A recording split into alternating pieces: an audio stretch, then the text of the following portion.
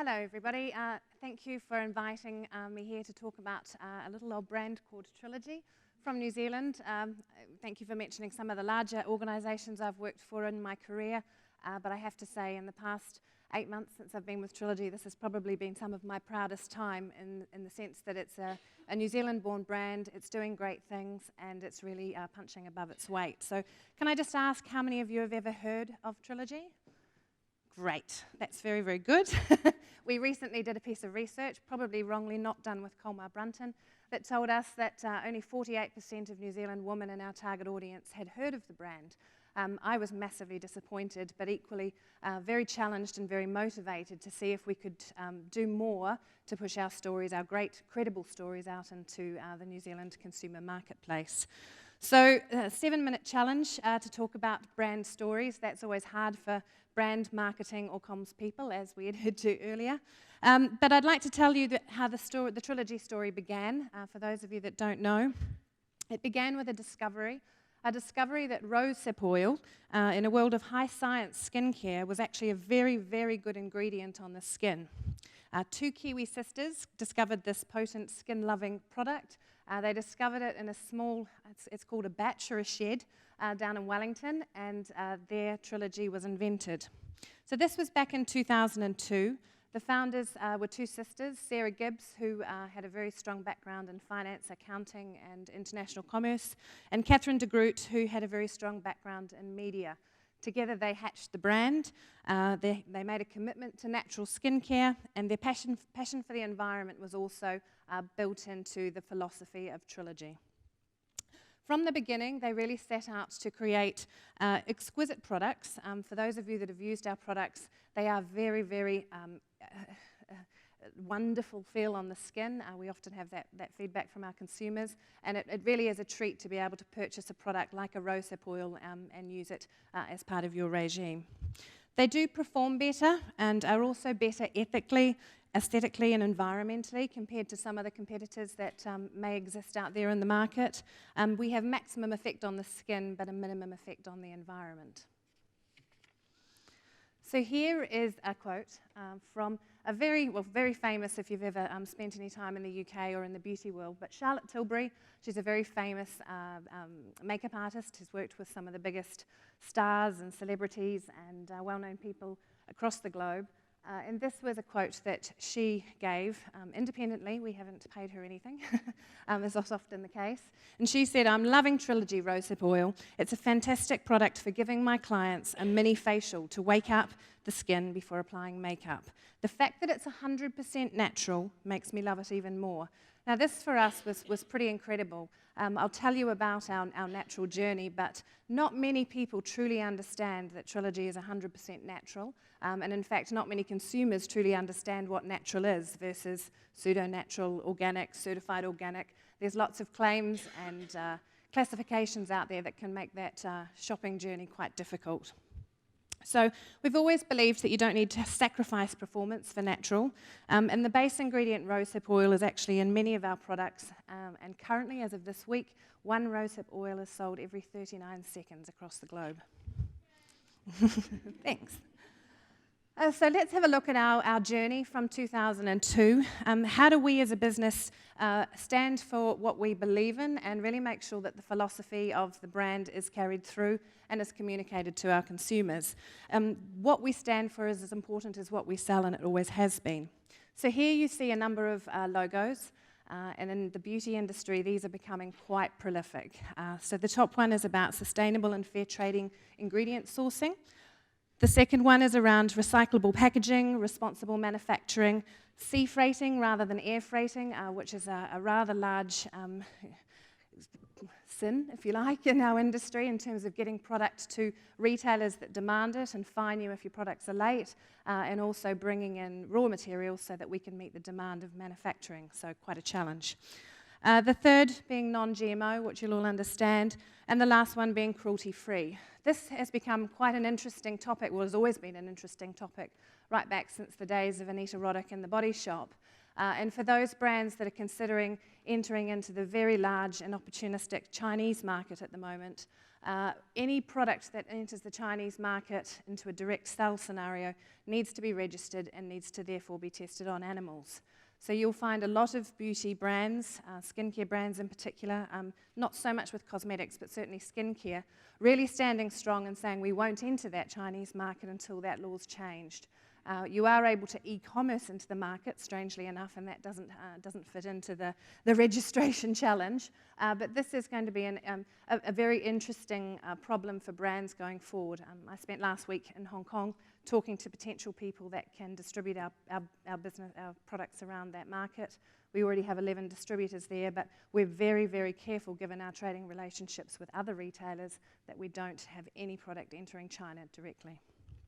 So we've recently, through some of our standards and our philosophy, been able to enter into an exclusive agreement with Whole Foods in the USA. So we have 405 stores, and Trilogy is there represented in its full glory. We have merchandising stands, we have merchandisers that go in there and talk about the product and demonstrate it. Now, for those of you that have ever had anything to do with Whole Foods, you can't get into that store group unless you trade ethically, unless they can trace all of your product certification. They need to understand where your raw ingredients are coming from. They need to understand your manufacturing processes. It's very vigilant, but then they're very welcoming once you've got through that process. So it's the first meeting I've ever been to where the buyer gave us all a hug at the end of the meeting, but nice people. The biggest challenge for us, however, as a brand, is helping consumers to understand these things. If we were to put a box with any of these marks in front of our everyday consumers, a lot of them wouldn't be able to explain what the difference was between the 4 symbols, or in fact, the 25, 35, 45 other symbols that actually exist around the world. So continuing on with our journey, in 2007, we became the first ever New Zealand skincare brand to achieve carbon neutral certification. I'm sure many of you know the work that goes into that. I didn't think my PR and comms people were too thrilled when they had to sit and effectively audit and spreadsheet all of the activities that our business had undertaken in those years to be able to attain that certification. However, it was a massive learning curve in terms of us understanding our impact and our footprint on the world. In 2009, some of you may have heard of our most controversial campaign. It was our first Borneo Orangutan Survival Foundation campaign. And for this, we actually took our rosehip oil pack and we put a black and white photo of an orangutan on the top of it, which in skincare terms and skincare category in the skincare world is unheard of, because there is a feeling that you're suggesting that people might not look like humans, they might look like monkeys, and they need to be improving their skin to that degree. But it also caused a lot of discussion, and I think for the success of Trilogy, it really has been about things that we've been able to do that create conversations and allow us to share stories. So this was the beginning, really. We still get this talked about now. We do still support this foundation. We've raised over $50,000 in the years that we've been with them, but we no longer have that pack, so it's interesting how long a story can stay around. In 2010, before my time, but obviously the team were very proactive, we joined SBN, and I'm very enjoying getting to understand what this organisation stands for and look forward to working with it further over the coming years. Yeah, that is those ones. Moving on to our current certification. Well, this actually happened back in 2012. To my point around consumer understanding of what is natural, what is organic, what is certified organic, the team and our manufacturers felt it would be really beneficial to be able to put one true stamp onto our products that was believable, credible, and stood for something. You'll all know BioGrow in New Zealand, but the Natrue stamp is a relatively new one here in New Zealand. I think last time I met with BioGrow, they said there were only 7 organisations using it, and not all of those are in beauty, so it's spread across lots of categories. We really hope to raise its awareness going forward. But what this stands for is all the good things, so only natural and organic ingredients, soft, to your words, soft manufacturing processes, and they look right into those, and sustainable practices, no animal testing, no synthetic fragrances and colours, no genetically modified ingredients, no petroleum-derived products, no silicone oils and derivatives, no iridation of end products and botanical ingredients. So this is quite a stand in terms of what it means all of our products mean, and it means that we're all 100% natural. So everything that you use from Aveda is 100% natural. Sorry, Trilogy.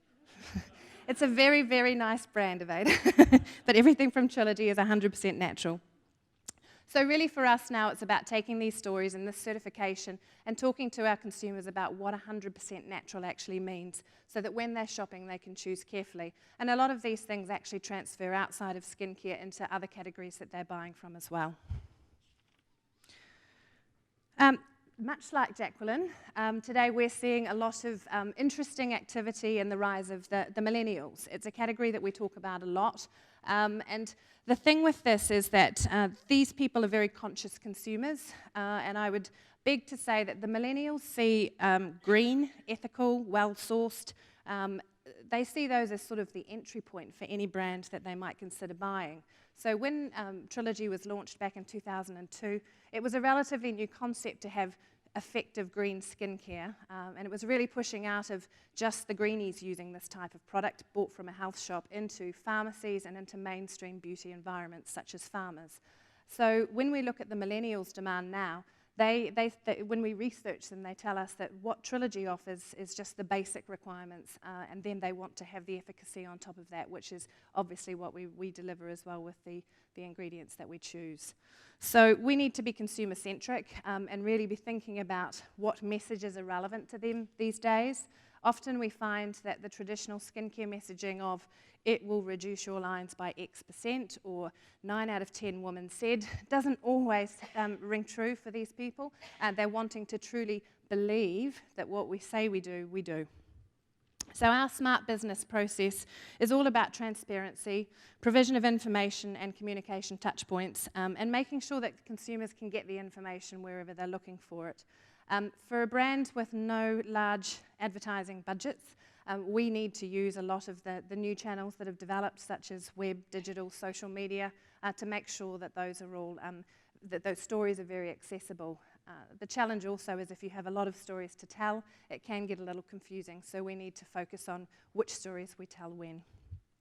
So these words up here are actually true words that our consumers have recently said about us. We ran a piece of panel research with TNS, 2,000 women across Australia and New Zealand, and we were really thrilled to see the words that they were using to describe Trilogy. So, rosehip oil. For those of you that haven't noticed, we've employed Kate Middleton in the UK. And she's been talking about us quite avidly. No, we didn't employ her, but obviously Kate has recently had a child. A lot of women find rosehip oil for the first time through pregnancy because it's very good on stretch marks and on improving the skin. So this story developed. It came out of an independent media source, I think in America first, and then went through all of our markets. We actually exist in 27 markets now, and this was a great accolade. Finishing up on our sourcing, this is a lovely lady that my team have recently met in Lesotho. We have traditionally sourced all of our rosehip oil from Chile, and recently, as you will know with Chile, they had a difficulty in the yield with coffee. They also had a difficulty in the yield of rosehip oil. Rosehip oil is not traditionally farmed, it actually occurs wild, so these lovely women go out and collect the rosehips. It goes back to a press where the oil is pressed out, and you can imagine you need quite a number of rosehips to make a bottle of rosehip oil. So we've got 95% of the market share of rosehip in New Zealand. In the last 3 months, our rosehip demand has risen by 126%. So we're seeing a real strong increase in demand for naturally occurring pure oil products. As I said, we now sell in over 27 countries, so the demand is ever increasing, and we really are building this on sustainable relationships with ladies like this lady here in Lesotho. So Lesotho is a landlocked country in Africa, and we've recently invested in a press over there, so co-ownership in the manufacturing. Finishing up on a smaller but just as important topic, we recently launched a fragrance which is sourced with the sunflower oil, is sourced out of Tanzania, and it supports a charity called So They Can, which is also a New Zealand-based charity. And last year we raised enough to give income to 50 women in Tanzania. The objective this year is to give the same, plus enough for 500 school children.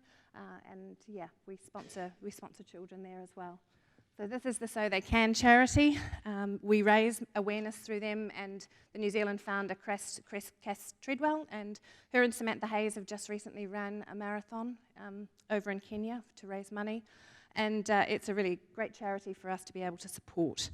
So in an industry as crowded as cosmetics and beauty, with literally thousands, maybe hundreds of thousands of products, what's going to make a consumer buy your product over anybody else's? And it's really about the stories that you tell and the credibility that you can put behind your brand. Thank you.